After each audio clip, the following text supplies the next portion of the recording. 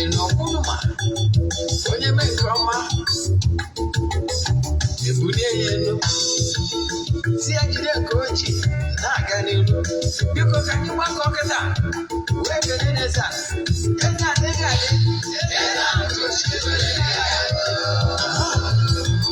Eze-Ana Ugochi tubelu. What come on oraifite? You got it.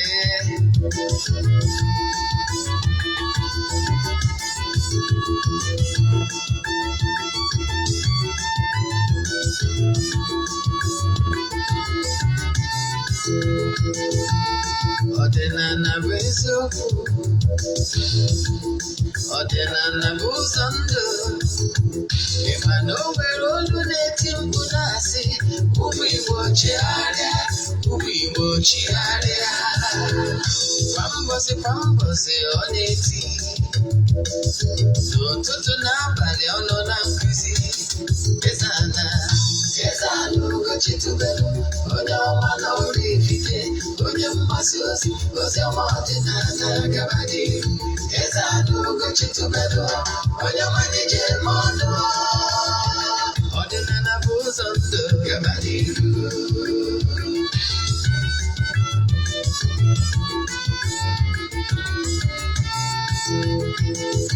Eze-Ana Ugochi tubelu, onye ọma na oraifite, onye mgbasa ozi ọma ọdịnala gaba n'ihu. Eze-Ana Ugochi tubelu, onye ọma na-eje eme ọnụ.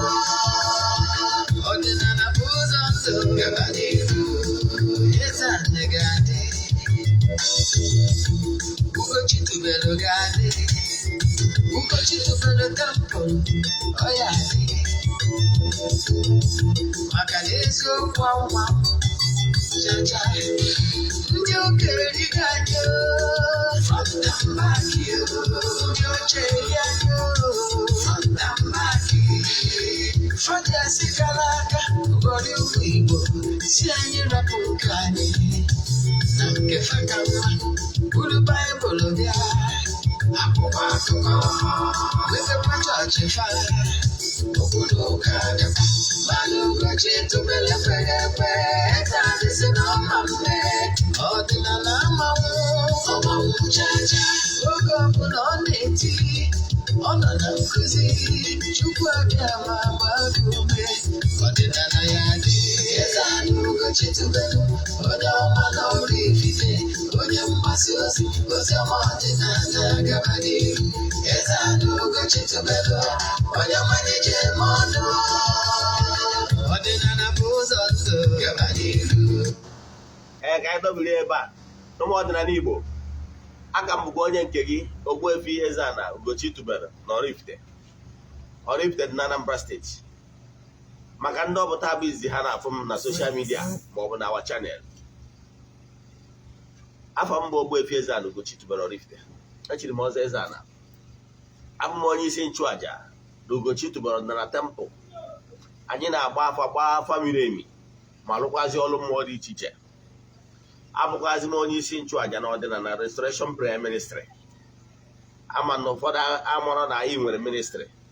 Yes, ya bụ oge anyị ji ekwubi okwu n'isi ndị mmadụ, n'isi ndị enyi anyị. Nke a na-abịa administration anyị na-abịa every Thursday. Ụbọchị anyị ji eme ya. Ụbọchị ya bụ ụbọchị anyị ji ekwubi okwu n'isi ndị niile na-esonyere anyị, children of the temple, friends of the temple, and our fans all over the world. Maka na ike dị n'okwu ọnụ. Yes. Nke ọzọkwa bụ na abụ m onye mgbasa ozi ọdịnala Igbo. So you can call me an ọdịnala evangelist, I will answer. My mission is to help people live better life. N'ụbọchị tata, n'oge awa nke eziokwu, isiokwu anyị ji wee bịa bụ anyị ka na-agbara ihe gbasara ụlọ dreams. Anyị wee sị na taa na anyị chọrọ ka anyị kọwara ndị mmadụ ihe ha nwere kwesịrị ime when you are having whether positive or negative dreams. Positive and negative dreams. What you must do, either to avert it if it's negative, or to welcome it if it's positive dreams. You must do something. I can assure you, you will learn something that will change your life for good today. That is today's topic. Mana before I come on, ọkwa ọzọ dị mkpa echefuna na aja anyị na-achụ kwa ọnwa nke ọnwa Julaị ga-ebido na Julaị 6th. Ya bụ ihe ị ka nwere iji wee regista na ya only 2 days, tomorrow and next.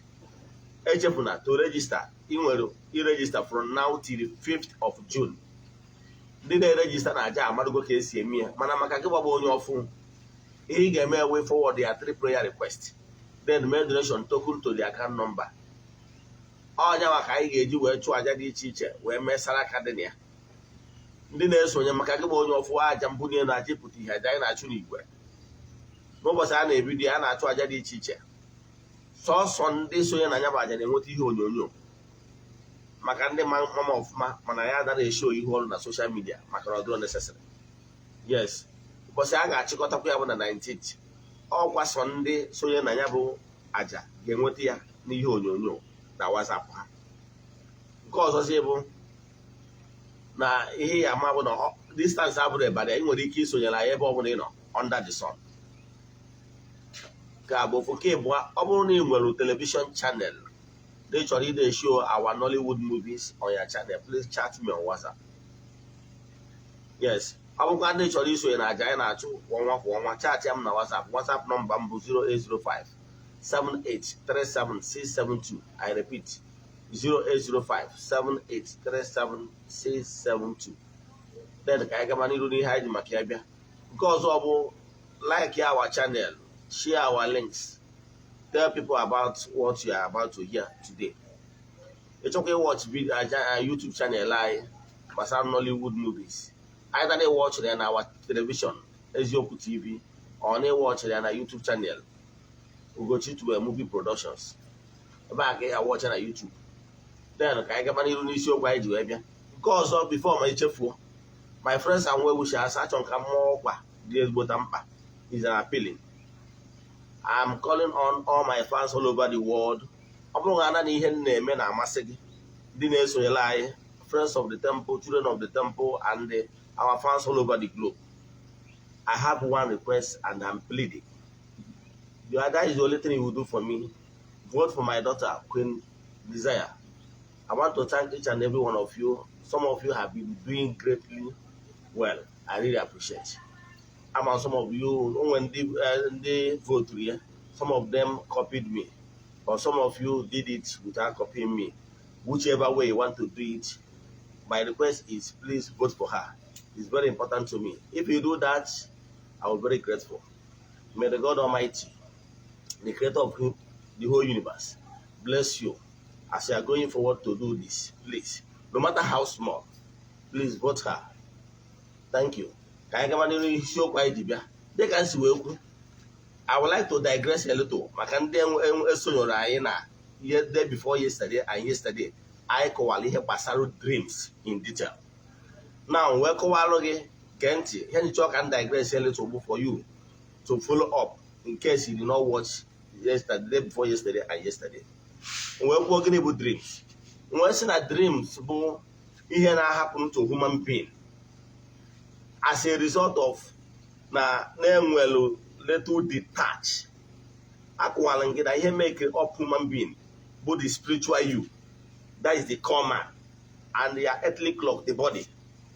Now we're saying for human being to exist here on earth in the world of living, now the earthly body now radiation, or now radiate. Now the same thing with the spirit. Now when the two radiation meet, they form bonding. The spirit will remain with the body. And when the spirit still remains with the body, it means that you are still living in the world of the living. Now, when say that, now, enough current, the body will radiate in order to keep firming up with the spirit, for the spirit to remain. If not, the spirit has the ability to wander in many realms and in many astra.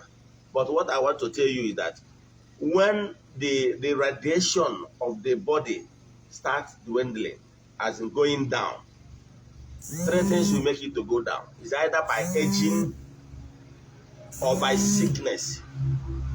or maybe by accident. What it means that if you are aged, to the extent that the body radiation is no longer giving the adequate current. I want to use the simple terms to make you to understand. Yes, for you to understand.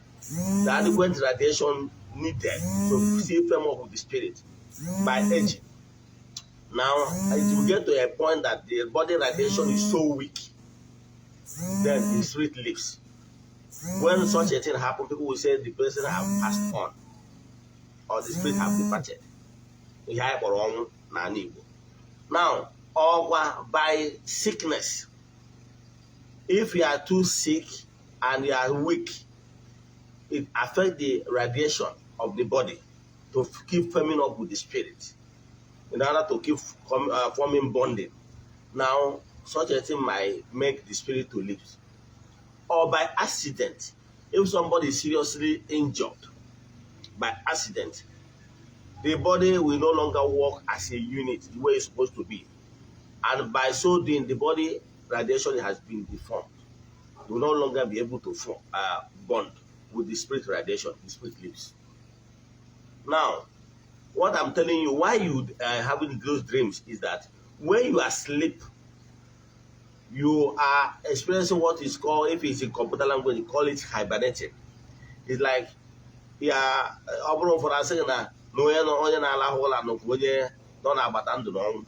so when you hibernate, the system is no longer working in a high capacity, meaning the battery can stay longer.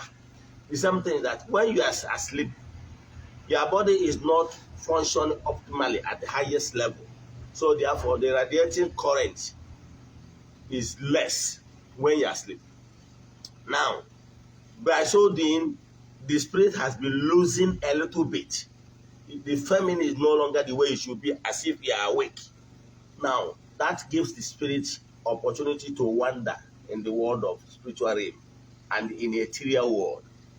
Now, the spirit can now go there and be able to get some certain information from the astral. Okay, now can use the language here. By so doing, the spirit can get some information that is still in the world of spirit that are not in this world of gross matter. In this world, they are saying. Now, it means that here, my previous teachings, that before anything will happen in this gross material, this world you are seeing, it must have taken on form in the spiritual realm. That is the process. Now, why you should be praying, making some declarations and doing the needful now is to avoid some of those things that are seen in the spiritual realm but that have not manifested in the world of physical. Example,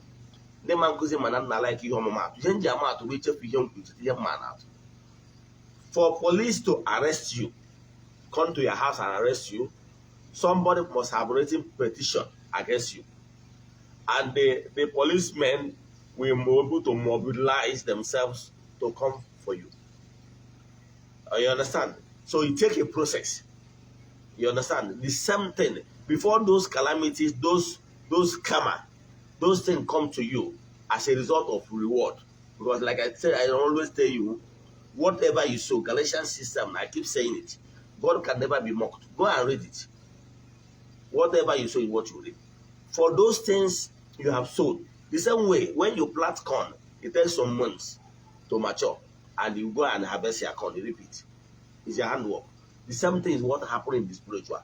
Whether you are sowing good seed, you are sowing negative seed, it's yours.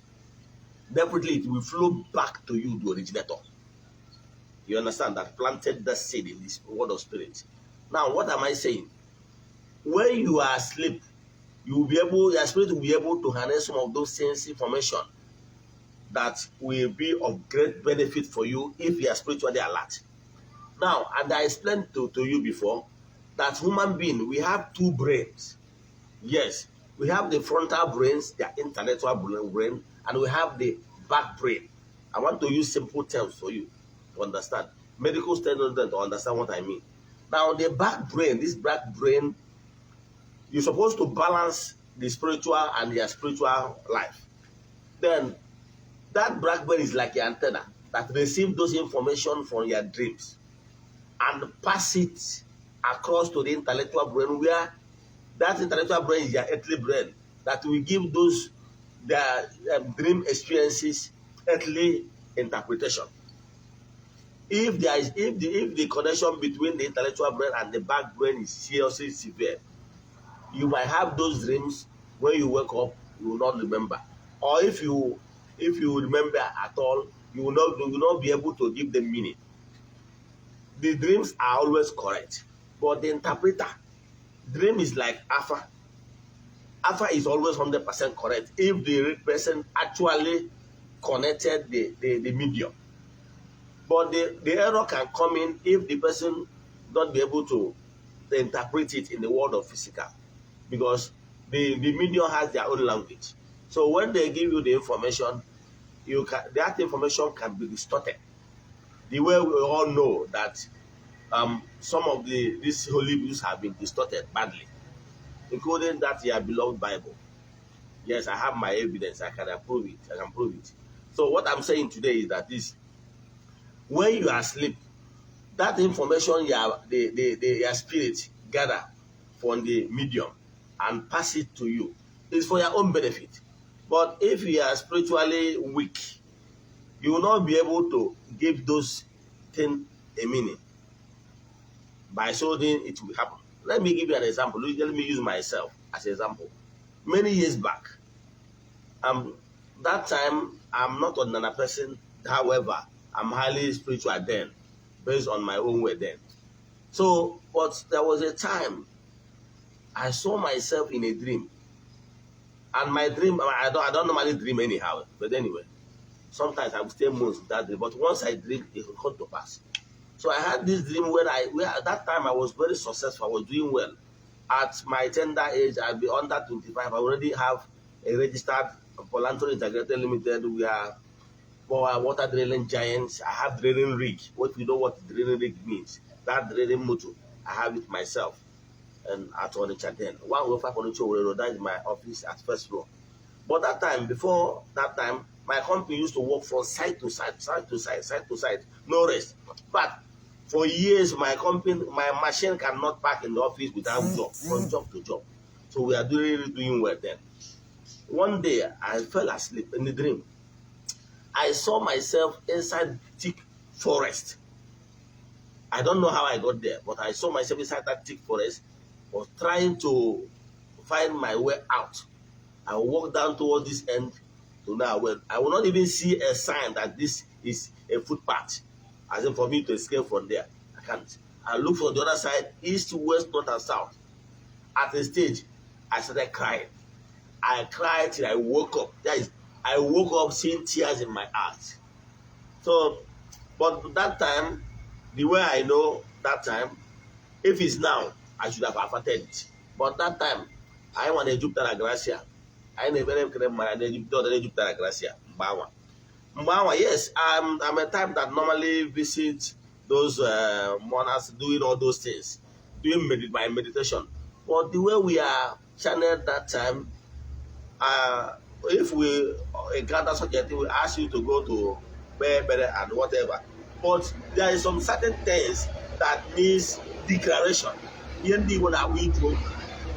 is some certain things that any decisive actions need to be done. Yes, ụfọdụ ihe abụọ na-eme gị, ọ bụrụ ihe ọbụla gara eme gị ka ị na-eduru ekele mmadụ ejupụtara na gracia.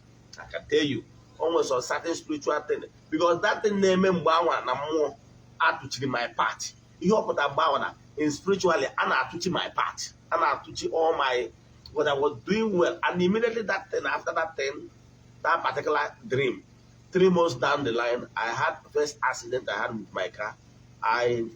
That time my company were driving at Ndiowu near Oko. In that hot afternoon, I went there, I supplied them my workers' chemicals. So I was driving home. Immediately after Ibuku, I remember that I did not fasten my seatbelt. I put my seatbelt on approaching OKTT. I didn't know what happened. Like darkness covered my windscreen. My tire did not burst, nothing. I matched automatic brake because I can't see my front. Immediately I matched that automatic brake, the motor started somersaulting 3 times. and enter into this farm. So people from Ogbuefi was like, Mother has gone, have it, may have it. Then nothing happened to me. I wasn't injured, but the motor was badly damaged. Motor that somersaulted 3 times. So, but after that particular accident, my company started having issues. You know, if we are drilling, maybe either pipe we got stuck in the ground, or maybe broken pipe, and one issue or the other. So that time it's obvious that there is something that is going on in spirit. And that is what I had in the dream 3 months back. That where my path has been blocked, can't even find my way. So then that's what actually happened. So what I want to say here is that my path being blocked, that I have 3 months notice to do something. So if it's now, I know what I will do, believe in me. So I don't know what you're experiencing for your own end. If you're a type that normally in a law, ebe ihe mgbu na-adakwasị gị na nlọ, ma ọ bụ ebe ị nọ n'ọnọdụ ide ebe akwa na nlọ, ma ọ bụ na a na-achụ ọsọ na nlọ, ma ọ bụ na ị na-enwe many attack, and at the end of the day, it's not that those attack na-succeed ya, na-survive ya. O nwere ndị na-ha nwewe attack na nlọ, efu they may grow wings and start flying. Yes, ndị ahụ nke a nwere interpretation nke ndị ahụ, ụfọdụ n'ime ha bụ ndị nwere special call and special protection. Maybe some of them are called ones. But don't want them na ha ga-eme ha attack na nlọ, and they will got them.